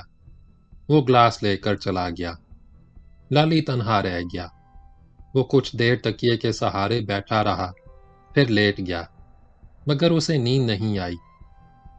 خدا داد خاں واپس آ گیا اور کوٹھڑی کے باہر سائبان کے نیچے برآمدے میں فرش پر بیٹھ گیا۔ وہ دروازے کی دہلیز کے قریب ہی بیٹھا تھا، مگر لالی نے اس سے بات چیت نہیں کی، خاموش لیٹا رہا۔ اس نے آنکھیں بند کر لیں، اسے نیند آ گئی۔ دوسرے روز بھی وہ بستر پر لیٹا ہی رہا۔ سویرے اس نے لسی پی۔ دوپہر کو خدا داد نے اسے دودھ میں بھگو کر روٹی کھلائی۔ شادو سورج ڈوبنے سے کچھ دیر پہلے آیا۔ وہ لالی کے لیے تازہ پھل لایا تھا۔ اپنی ایک اجلی قمیص اور شلوار بھی لایا تھا۔ کل صبح نہا کر کپڑے بدل لینا، تیرے کپڑے بہت میلے ہو رہے ہیں۔ یہ تو نے بہت چنگا کام کیا، کچھ اور میلے کپڑے بھی ہیں۔ لالی نے سرہانے رکھی ہوئی گٹھڑی کی جانب اشارہ کیا۔ انہیں میں سویرے دھو ڈالوں گا۔ یہ کام تجھے کرنے کی ضرورت نہیں، میں کل میاں سبحان کو لے کر لائل پور جا رہا ہوں۔ گھر والی کو تیرے کپڑے دے دوں گا، وہ انہیں دھو ڈالے گی۔ میں نے سویرے گھر والی سے تیری بیماری کا کہا تو وہ گھبرا گئی۔ یہاں آنے کو کہتی تھی پر بچے چھوٹے چھوٹے ہیں، انہیں گھر میں چھوڑ کر وہ کیسے آ سکتی ہے، اسی لیے میں اسے نہیں لایا۔ ٹھیک ہی کیا، خامخواہ پریشان ہوتی، ویسے میری طبیعت اب ٹھیک ٹھاک ہے۔ لالی نے مسکرا کر شادو کی طرف دیکھا۔ بھابھی اب تجھ سے جھگڑا ٹنٹا تو نہیں کرتی؟ جب سے میں نے نوکری کی ہے بہت راضی خوشی ہے۔ شادو بھی مسکرانے لگا۔ ویسے اس کی ناراضی ٹھیک ہی تھی۔ روز پولیس والے گھر پر رات کو آواز لگاتے تھے، تھانے بلاتے تھے، اسے تکلیف ہوتی تھی، پاس پڑوس میں بدنامی ہوتی تھی۔ اس نے ہاتھ اٹھا کر اپنا ایک کان پکڑا۔ یار، اللہ کسی کو ہسٹری شسٹری نہ بنائے۔ پلسیے ایک بار پیچھے لگ جائیں تو جان نہیں چھوڑتے۔ ہزار نیک چلنی کا ثبوت دو، مانتے ہی نہیں۔ تجھے میاں سبحان نے پولیس کے چکر سے نکلوا دیا۔ تو بال بچے والا ہے، تیرے لیے یہ بہت ٹھیک ہوا۔ سوچتا ہوں تیرا کیا بنے گا۔ شادو نے تشویش کا اظہار کیا۔ تو کہہ تو میاں سبحان سے تیرے لیے بات کروں، اس کا بہت اثر و رسوخ ہے، سارے سرکاری افسر اس کی بات مانتے ہیں، اس کے 2 پوت بھی بڑے افسر لگے ہوئے ہیں۔ تو میرے بارے میں میاں سبحان سے بالکل بات نہ کرنا، جانے کیا گڑبڑ ہو جائے۔ لالی نے اس کی رائے سے اتفاق نہیں کیا۔ تو مجھے چھیتی نال قادر آباد پہنچا دے، نینو رحیم داد سے ملنا ہے، وہ میرے لیے بہت پریشان ہوگا۔ جیسی تیری مرضی، میں نو اب جانا ہے، میاں صاحب انتظار کرتے ہوں گے۔ شادو نے لالی کے سرہانے سے گٹھڑی اٹھائی، اسے کھول کر میلے کپڑے نکالے، رائفل الٹ پلٹ کر دیکھی۔ یہ رائفل تیرے ہاتھ کیسے آ گئی؟ بس ایک چکر میں مل گئی، آگے کام دے گی۔ شادو نے کچھ نہیں کہا، رائفل پھر چادر میں لپیٹ کر رکھ دی۔ وہ لالی کے کپڑے اپنے ساتھ نہیں لے گیا، کہنے لگا کل لائل پور جاتے ہوئے تیرے کپڑے لے جاؤں گا۔ وہ چلا گیا۔ لالی نے رات کا کھانا کھایا اور کوٹھڑی سے نکل کر کھلے صحن میں ٹہلنے لگا۔ اب اس کے جسم میں دھیرے دھیرے توانائی لوٹ رہی تھی۔ دوسرے روز اس نے غسل کیا، اجلے کپڑے پہنے، اب کمزوری بھی بہت کم رہ گئی تھی۔ غسل کے بعد وہ تازگی اور سکون محسوس کر رہا تھا، مگر مہمان خانے سے باہر نہیں گیا۔ شام کو اس نے چارپائی کوٹری سے نکال کر باہر صحن میں ڈالی، بستر بچھایا اور اس پر لیٹ گیا۔ اسے شادو کا انتظار تھا۔ شادو چراغ جلے آیا مگر ٹھہرا نہیں، لالی کے میلے کپڑے لے کر چلا گیا۔ بابا خدا داد خاں آ گیا، وہ کھانا لایا تھا۔ لالی کھانا کھانے لگا، خدا داد چارپائی کے قریب فرش پر بیٹھ گیا۔ مہمان خانے میں خاموشی طاری تھی۔ لالی نے کھانا کھاتے ہوئے بوڑھے سے پوچھا، بابے، یہاں تیرے سوا کوئی دوسرا نوکر چاکر نہیں ہے؟ کئی ہیں جی، پر سارے ہی نوکر ادھر جالی فتیانہ سے آگے جھل کے سامنے میدان میں خیمے لگا رہے ہیں، شکار کی تیاریاں کر رہے ہیں۔ کل سویرے سے شکار شروع ہوگا۔ نوکروں کے علاوہ پنڈ کے لگ بھگ 100 مزارعے اور کمی بھی شکار کے لیے ویگار پر لگائے گئے ہیں۔ تیری باتوں سے لگتا ہے بہت زوروں کا شکار ہوتا ہے۔ نہ پوچھ کیسا زوردار شکار ہوتا ہے، خدا داد خاں نے بتایا۔ شکار کھیلنے والے بہت ہوتے ہیں، اونچے اونچے افسر، وڈے وڈے زمیندار، دوسرے ضلعوں تک سے شکار کھیلنے والے آتے ہیں۔ کئی تو اپنی گھر والیوں کو بھی ساتھ لاتے ہیں۔ سارے ہی مہمان چھولداریوں میں ٹھہرتے ہیں۔ دن بھر شکار کھیلا جاتا ہے، رات کو زبردست دعوت ہوتی ہے، دبا کے شراب پی جاتی ہے، ناچ گانا ہوتا ہے، زبردست موج میلہ ہوتا ہے۔ ہر سال ایسے ہی شکار کھیلا جاتا ہے؟ ایک بار نہیں، سال میں 2 بار کھیلا جاتا ہے۔ گرمیوں میں پت جھڑ لگنے کے بعد ادھر شکار ہوتا ہے۔ یہ تو سرکاری جھل ہے، میاں سبحان کے پاس برسوں سے اس کا ٹھیکہ ہے، پر اصلی شکار تو برسات کے بعد ادھر رحیم یار خاں میں ہوتا ہے۔ وہاں ریتی میں میاں سبحان کی اپنی شکار گاہ ہے۔ میں تو شکار کے دنوں میں وہاں بھی جاتا ہوں۔ بہت شاندار شکار گاہ ہے۔ میاں سبحان نے شکار کے لیے ادھر طرح طرح کے پرندے، خرگوش اور دوسرے جانور پال رکھے ہیں۔ شکار کا مزہ تو رحیم یار خاں میں آتا ہے۔ لالی نے حیرت کا اظہار کرتے ہوئے کہا، اس کا مطلب تو یہ ہوا میاں سبحان وڈا زمیندار ہے؟ اس کا مطلب تو یہ ہوا میاں سبحان وڈا زمیندار ہے؟ تینوں پتا ہے وہ کتنا وڈا زمیندار ہے؟ جگیردار ہے، جگیردار، خدا داد نے جوش و خروش سے اظہار کیا۔ ادھر لائل پور میں تو اس کے صرف 30 مربے ہیں، پر رحیم یار خاں میں تو لگ بھگ 400 مربے ہوں گے۔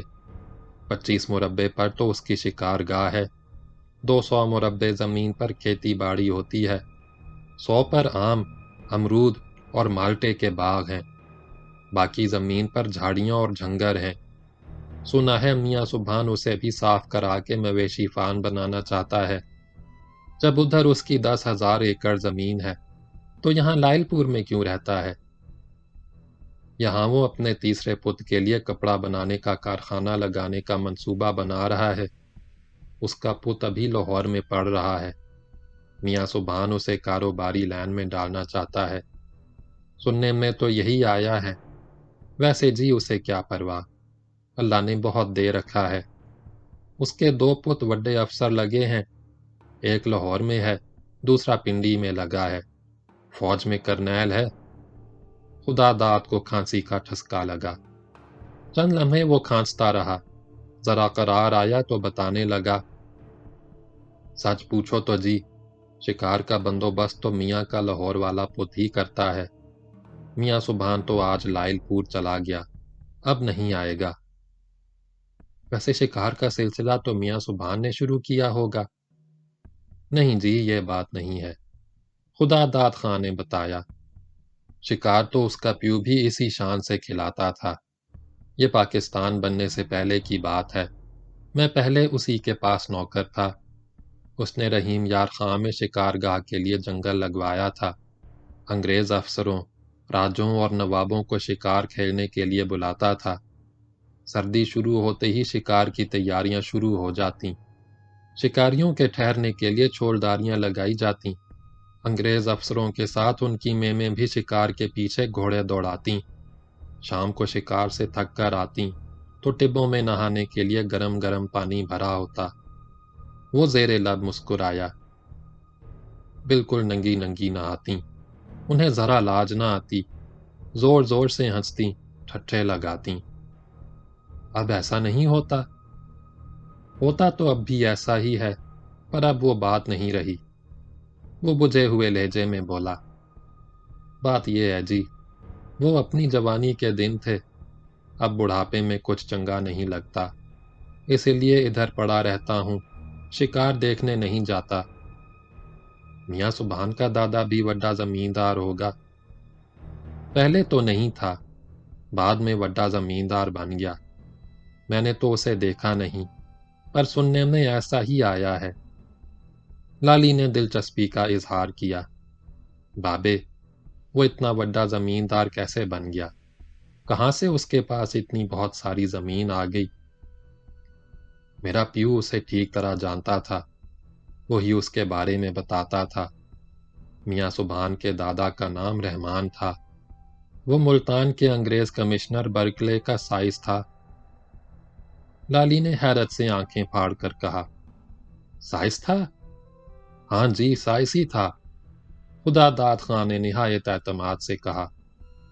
برکلے تھا تو اسسٹنٹ کمشنر، اس نے بہادری میں بہت نام پیدا کیا۔ میراثی اس کی بہادری کے گیت بنا بنا کر گاتے تھے۔ جاگیرداروں، سرکاری افسروں اور انگریزوں سے خوب انعام پاتے تھے۔ کچھ تو ڈھڈے اور سارنگی پر مرزا صاحبان کی دھن پر گاتے تھے۔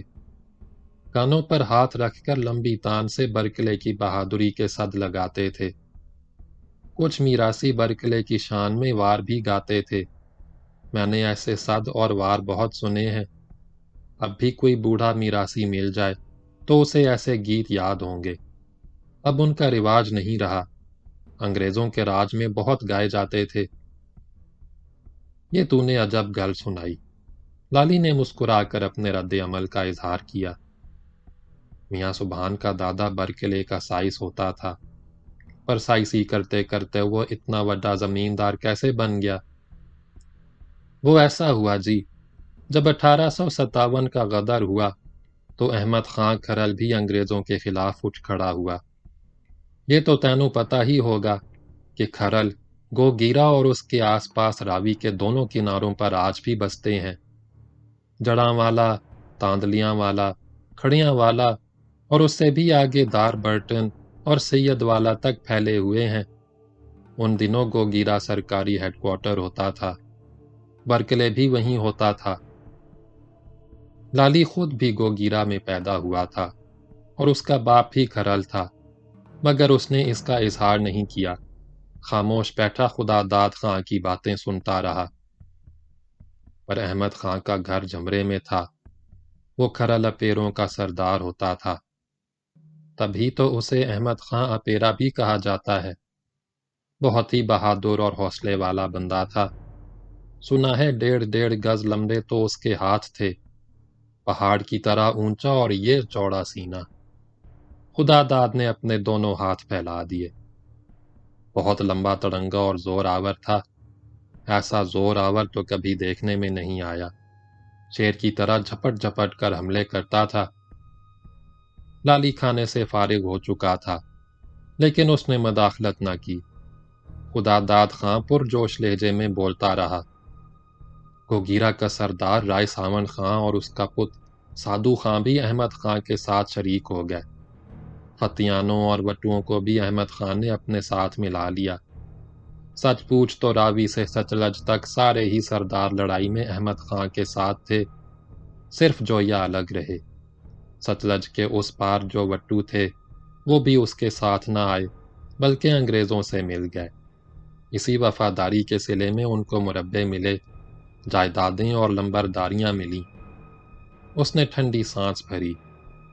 پاکستان بنا تو وہ پناہ گیرے بن کر ادھر آ گئے، اور جی انگریزوں کی دی ہوئی زمینوں کے بدلے یہاں بھی متروکہ جائیداد میں سے اتنی اراضی الاٹ کرائی کہ کئی تو بڑے جاگیردار بن گئے۔ ایسا تو بہت ہوا، متروکہ جائیداد کی الاٹمنٹ کرنے والے افسر تو وہی تھے جو انگریزوں کے وفادار رہ چکے تھے۔ لالی نے تبصرہ کیا، وہی کیا، سارے ہی افسر ایسے تھے، کسی کو بھی ہٹایا نہ گیا۔ بلکہ میں نے تو سنا ہے ان کے عہدے اور بڑھا دیے گئے۔ ٹھیک کہہ رہا ہے تو، بالکل ایسا ہی ہوا۔ بابے، تو احمد خان کھرل کے بارے میں بتا رہا تھا۔ لالی نے خدا داد کو یاد دلایا۔ ہاں، تو میں یہ بتا رہا تھا، احمد خان نے انگریزوں کے خلاف بغاوت کی آگ بھڑکانا شروع کر دی۔ خدا داد خان نے قدرے توقف کے بعد کہا، اس نے گوگیرا میں بھی بغاوت کرا دی، اور ایسی بغاوت کرا دی کہ قیدیوں نے جیل کا پھاٹک توڑ ڈالا، پر باہر نکلنے نہ پائے۔ تب تک دہلی سے انگریزوں کی مدد پہنچ گئی۔ اس فوج نے نہتے قیدیوں پر فائر کھول دیا۔ قیدیوں کے پاس صرف پتھر اور لوہے کی سلاخیں تھیں۔ اندھا دھند فائرنگ کے سامنے کب تک ٹھہرتے؟ 51 مارے گئے اور زخمی تو بہت ہوئے۔ جیل کی زمین اور دیواریں ان کے خون سے لال ہو گئیں۔ احمد خان کھرل نے ان کی کوئی مدد نہیں کی؟ اس کے پاس ان دنوں بہت تھوڑی فوج ہوتی تھی۔ تب تک تو وہ چھپ چھپ کر انگریزوں کی فوجوں پر حملے کرتا تھا، اور اس کے ساتھ ساتھ اپنی طاقت بھی بڑھاتا جا رہا تھا۔ خدا داد نے لالی کو مطلع کیا۔ میں نے تو سنا ہے تھوڑی فوج ہونے پر بھی احمد خان نے جیل کے قیدیوں کی مدد کے لیے جم کر لڑائی لڑی، پر انگریزوں کے پاس بہت زیادہ فوج تھی۔ احمد خان کے کتنے ہی ساتھی اس لڑائی میں مارے گئے۔ ان میں رائے ساون خان بھی شامل تھا۔ ساون خان بہت بہادر سردار تھا۔ اس کے مرنے پر احمد خان کھرل کمزور پڑ گیا۔ وہ گوگیرا سے نکل کر اپنے پنڈ جھمرے کی طرف پلٹا۔ برکلے اپنی فوج لے کر اس کے پیچھے لگ گیا۔ وہ راوی پار کرنے سے پہلے ہی احمد خان کو گرفتار کر لینا چاہتا تھا، پر وہ گولیوں کی بوچھاڑ میں راوی کے بیچ سے گھوڑا دوڑاتا ہوا صاف نکل گیا۔ برکلے نے راوی پار کرنے کی کوشش نہیں کی؟ لالی نے دریافت کیا۔ نہیں، وہ راوی سے آگے نہ بڑھا، بوڑھے خدا داد خان نے بتایا۔ جھمرے پہنچ کر احمد خان نے دوبارہ اپنی فوج اکٹھی کی اور دلی کے بادشاہ کے ساتھ کھل کر وفاداری کا اعلان کر دیا۔ دوسرے سرداروں نے بھی اس کے ساتھ مل کر انگریزوں کے خلاف لڑنے کا فیصلہ کیا۔ پھر توتی چناب سے ستلج تک ہر طرف بغاوت پھیل گئی۔ باغیوں نے کمالیہ پر قبضہ کر لیا۔ کمالیہ کا سردار رائے سرفرار خان انگریزوں سے ملا ہوا تھا۔ اس کے ساتھ سکھ سردار بیدی بھی شریک تھا۔ دونوں بھاگ کر گوگیرا چلے گئے۔ احمد خان کھرل اور اس کے ساتھی سرداروں نے ان کا پیچھا کیا۔ راوی سے گزر کر دوبارہ گوگیرا پہنچے۔ زبردست معرکہ ہوا۔ احمد خان اور اس کے ساتھ ایسی بہادری سے لڑے کہ انگریزوں کی فوجیں ٹھہر نہ سکیں۔ ان کے پاؤں اکھڑ گئے، میدان جنگ سے بھاگ کھڑی ہوئیں۔ اس فتح نے احمد خان کھرل کا حوصلہ اور بڑھا دیا۔ انگریزوں کا کیا بنا؟ لالی نے بے چین ہو کر پوچھا۔ انگریز بہت گھبرا گئے۔ انہوں نے مدد کے لیے ایلفسٹن کو بھاری فوج دے کر بھیجا۔ اس میں زیادہ تر سکھ فوج تھے۔ پھر یہ بھی ہوا کہ بھاولپور کے نواب صادق خان محمد نے بھی ریاستی فوج انگریزوں کی مدد کے لیے دے دی۔ اس نے لمحہ بھر توقف کرنے کے بعد کہا، ادھر احمد خان کھرل نے سید والا کے نزدیک راوی کے کنارے ایک پنڈ نہر آباد میں پڑاؤ ڈال رکھا تھا۔ انگریزوں کو پنجاب سے نکال دینے کی تیاری کر رہا تھا۔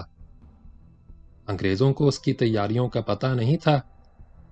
بالکل پتہ تھا۔ اسی لیے تو انہوں نے اپنی فوجی طاقت بڑھانے کے لیے یہ چال چلی کہ اپنے کرندوں کے ذریعے ایک رات چپکے سے جھمرے میں آگ لگوا دے۔ ساری بستی جل کر راکھ کا ڈھیر ہو گئی۔ جھمرے اور آس پاس کے دوسرے سرداروں میں یہ افواہ پھیلا دی، آگ احمد خان نے لگوائی ہے، اور ان کے سینکڑوں مویشی بھی اٹھا کر لے گئے۔ کھرل سردار انگریزوں کے بہکانے میں آ گئے اور اتنے ناراض ہوئے کہ احمد خان کا ساتھ چھوڑ دیا۔ خدا داد خان کو کھانسی کا ٹھسکا لگا۔ وہ دیر تک کھانستا رہا۔ جب ذرا اقرار آیا تو بتانے لگا، ہاں تو جی میں یہ کہہ رہا تھا، کھرل سرداروں نے احمد خان کا ساتھ چھوڑ دیا۔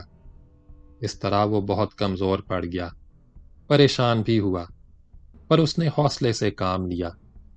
ادھر کے وٹو اور فتیانے تو اس کے ساتھ تھے ہی۔ باغ کے کھرلوں کے سردار سارنگ خان کو بھی اس نے اپنی ساتھ ملا لیا، مہر آباد کو چھوڑا اور اس بار گشکوری کے جنگل میں اپنا ٹھکانہ بنایا۔ انگریزوں کی اتنی بڑی فوج سے کھل کر لڑنے کی تو اس کے پاس طاقت نہیں تھی۔ اب اس نے نئی طرح کی لڑائی شروع کی، جنگل سے اچانک نکلتا، انگریزوں کی فوج پر چھاپے مارتا اور پھر جنگل میں گھس جاتا۔ انگریز اس کے ان اچانک حملوں سے بہت پریشان ہو گئے۔ انہوں نے فوجی مدد منگوائی، بہت زبردست فوج اکٹھی کی اور گشکوری کے جنگل کا محاصرہ کر لیا۔ ایسی سخت ناکہ بندی کی کہ احمد خان کی فوج کو رست ملنی بالکل بند ہو گئی۔ اب تو وہ انگریزوں کے سامنے ہتھیار ڈالنے پر مجبور ہو گیا ہوگا۔ لالی نے قیاس آرائی کی۔ نہیں جی، اس نے ایسا نہیں کیا، بوڑھے خدا داد نے کڑک کر کہا۔ وہ بہادر بندہ تھا، بزدلوں کی موت مرنا نہ چاہتا تھا۔ جب حالات بہت خراب ہو گئے تو ایک روز وہ جنگل سے نکل کر انگریزوں کی فوجوں کے سامنے آیا۔ ایسی زبردست لڑائی ہوئی کہ ہر طرف لاشیں ہی لاشیں دکھائی دیتی تھیں۔ احمد خان اور سردار سارنگ اس لڑائی میں مارے گئے۔ کہتے ہیں احمد خان آخر دم تک لڑتا رہا۔ اس کے بدن پر زخم ہی زخم تھے، وہ خون میں نہایا ہوا تھا۔ جب وہ زخموں سے نڈھال ہو کر گھوڑے سے گرا تو ایک گورا اس کا سر کاٹنے کے لیے جھپٹا، پر احمد خان کھرل نے گرتے گرتے بھی تلوار کا ایسا ہاتھ مارا کہ حملہ کرنے والے انگریز فوج کا سر گردن سے کٹ کر دور جا گرا۔ خدا داد کے چہرے پر دکھ کا سایہ پھیل گیا۔ اس نے ٹھنڈی سانس بھری۔ زمین پر آ کر احمد خان کھرل نے سجدے کے لیے سر جھکا دیا اور کلمہ پڑھنے لگا۔ سردار سرفراز خان اور سردار بیدی گھات میں تھے، جھٹ آگے بڑھے اور احمد خان کھرل کا سر کاٹ دیا۔ اسے لے کر خوشی خوشی انگریز افسر کے سامنے پہنچے۔ وہ بہت خوش ہوا۔ اس کی سفارش پر سردار سرفراز خان کو نواب کا خطاب اور کمالیہ کی جگیر ملی۔ سردار بیدی کو پاک پتن میں سینکڑوں مربے ملے۔ یہ مربے اب انگریزوں کے وفادار وٹوؤں کو الاٹ کر دیے گئے ہیں۔ خدا داد خان کی آواز بھر آ گئی۔ وہ آہستہ آہستہ کھانسنے لگا۔ لالی دم بخود بیٹھا رہا۔ چند لمحے خاموشی رہی، پھر خدا داد کی آواز ابھری۔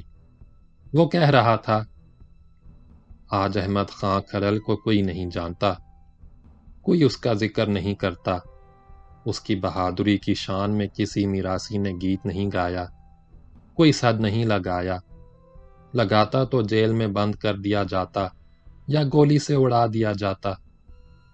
میں تو کہتا ہوں یہ صد بھی کسی نے انگریزوں کو خوش کرنے کے لیے بنایا ہوگا۔ بونڈیاں دے گیت کوئی نہیں گاؤندا، بزدلاں دی صد کوئی نہیں لاؤندا۔ لالی مسکرا کر بولا، بابے تو سچ مچ بوڑھا ہو گیا ہے، اب تیرا بھیجا کام نہیں کرتا۔ میں نے میاں سبحان کے دادا کے بارے میں پوچھا اور تو نے احمد خان کی گل چھیڑ دی۔ تینوں کی پتا میرا دادا بھی احمد خان کھرل کے ساتھ انگریزوں کے خلاف لڑا تھا، اسے پکڑ کر پھانسی پر لٹکا دیا گیا۔ وہ بھی اپیرا سردار تھا اور بہت جیدار بھی تھا۔ خدا داد خان نے گردن اونچی کرتے ہوئے فخر سے کہا، اب اپنے مطلب کی گل سن۔ احمد خان کے مارے جانے کے بعد بھی باغیوں نے انگریزوں کے آگے ہتھیار نہیں ڈالے۔ ان میں فتیانوں اور وٹیوں کے ساتھ ترانے اور سیال بھی شامل تھے۔ کوڑے شاہ کے نزدیک راوی کے کنارے ان کا برکلے سے ٹاکرا ہوا۔ اس لڑائی میں انگریزوں کی زبردست ہار ہوئی، ان کے 50 فوجی مارے گئے۔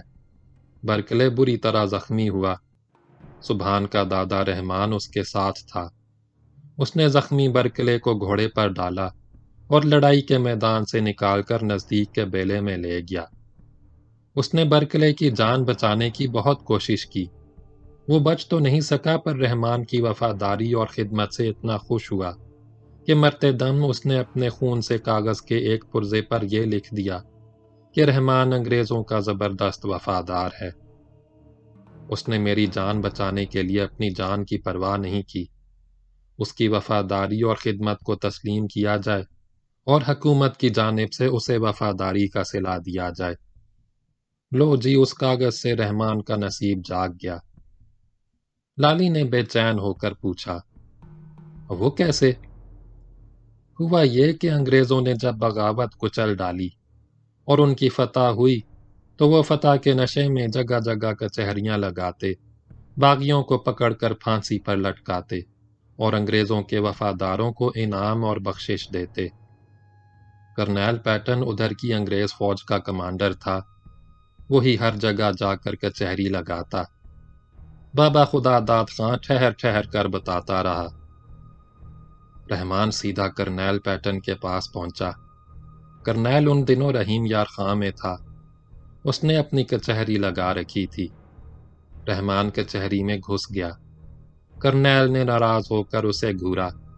رحمان نے دھوتی کے ڈب سے جھٹ پر قلعے کا خون سے لکھا ہوا پرچہ نکالا اور اس کے سامنے پیش کیا۔ کرنیل پیٹن نے اسے پڑھا تو اس کی ساری ناراضی جاتی رہی۔ چھیتی نال اٹھ کر کھڑا ہو گیا، سر سے ٹوپی اتار کر رحمان کو سلام کیا، ہاتھ ملایا اور اپنے برابر کرسی پر بٹھا کر بولا، ویل مسٹر رحمان، کمپنی بہادر کی حکومت تمہاری وفاداری کی پوری پوری قدر کرتی ہے، تمہیں اس وفاداری کا صلہ بھی ملے گا۔ تم استبل سے ہمارا گھوڑا لو، اس پر بیٹھو، جتنی زمین پر تم گھوڑا دوڑاؤ گے وہ سب تمہاری ہوگی۔ اس نے فوراً حکم بھی جاری کر دیا۔ رحمان نے پھر کیا کیا؟ کرنا کیا تھا جی، اس نے جا کر استبل سے گھوڑا نکالا، اس پر سوار ہوا، اسے دوڑایا اور دوڑاتا چلا گیا۔ جب وہ لوٹا تو گھوڑا تھک کر اتنا نڈھال ہو چکا تھا کہ رکتے ہی لڑکھڑا کر گرا اور مر گیا۔ رحمان کا یہ حال ہوا کہ ہانپتے ہانپتے زمین پر لیٹ گیا۔ کرنیل پیٹن نے اپنے گھوڑے کی موت کا بالکل برا نہیں منایا، اس نے رحمان کو شاباشی دی، خوش ہو کر اس کی پیٹھ ٹھونکی اور جتنی زمین پر رحمان نے گھوڑا دوڑایا تھا ساری کی ساری رحمان کو بخش دی۔ لالی نے حیرت زدہ ہو کر کہا، تو اس طرح میاں سبحان کے دادا کو اتنی بڑی زمینداری ملی؟ ہاں جی، بالکل اسی طرح، میرا پیو یہی بتاتا تھا۔ خدا داد خان نے نہایت سنجیدگی سے کہا، میاں سبحان کے دادا نے انگریزوں کا ساتھ دیا، وفاداری دکھائی، وہ سائز سے جاگیردار بن گیا، خان بہادری کا خطاب بھی پایا۔ اس کے لہجے میں تلخی پیدا ہو گئی۔ میرے دادا محمد خان نے انگریزوں کے خلاف لڑائی لڑی، کرنیل پیٹن ہی کے حکم پر پھانسی پر لٹکایا گیا، وہ بھی کھرلوں کا سردار ہوتا تھا، اس کی تمام جائیداد اور زمین ضبط کر لی گئی، مویشی بھی سارے کے سارے چھین لیے گئے، سب کچھ چلا گیا، سرداری بھی گئی۔ انگریز باغی سرداروں اور ان کی آل اولاد کو جانگلی کہتے تھے، سو میں اور میرا پیو جانگلی کہے جانے لگے، سبحان اور اس کا پیو میاں بن گئے۔ اب رحمان سائز کا پوتا زمینداری کرتا ہے اور سردار محمد خان کھرل کا پوتا خدا داد خان اس کی نوکری کرتا ہے۔ اس نے دل گرفتہ ہو کر آہ سرد کھینچی، اپنا اپنا نصیب ہے جی۔ بابے، تیرا کوئی پتر نہیں ہے؟ دو ہیں جی، خدا داد نے بے نیازی سے کہا۔ وڈا پتو ایک رسا گیر زمیندار کے لیے ڈنگر چوری کرتے ہوئے پکڑا گیا، اب جیل کاٹ رہا ہے۔ دوسرا میاں سبحان کے فان پر رحیم یار خان میں مزدوری کرتا ہے، اس کے لہجے میں درد کی چبھن تھی۔ جانگلی پیو کے جانگلی پتر، اور کر بھی کیا سکتے ہیں جی۔ لالی نے کچھ نہیں کہا۔ بوڑھا خدا داد خان کھرل بھی خاموش بیٹھا رہا، اس کے چہرے کی جھریاں اور نمایاں ہو گئیں، آنکھوں سے ویرانی جھلکنے لگی، وہ کچھ زیادہ بوڑھا اور کمزور نظر آنے لگا۔ کچھ دیر اسی عالم میں گمسم بیٹھا، یادوں کی دھندلی پگ ڈنڈیوں پر بھٹکتا رہا، پھر اٹھ کر کھڑا ہو گیا۔ لالی کے سامنے سے اس نے کھانے کے برتن اٹھائے اور باورچی خانے کی جانب چلا گیا۔ باب نمبر 11 کا دوسرا حصہ۔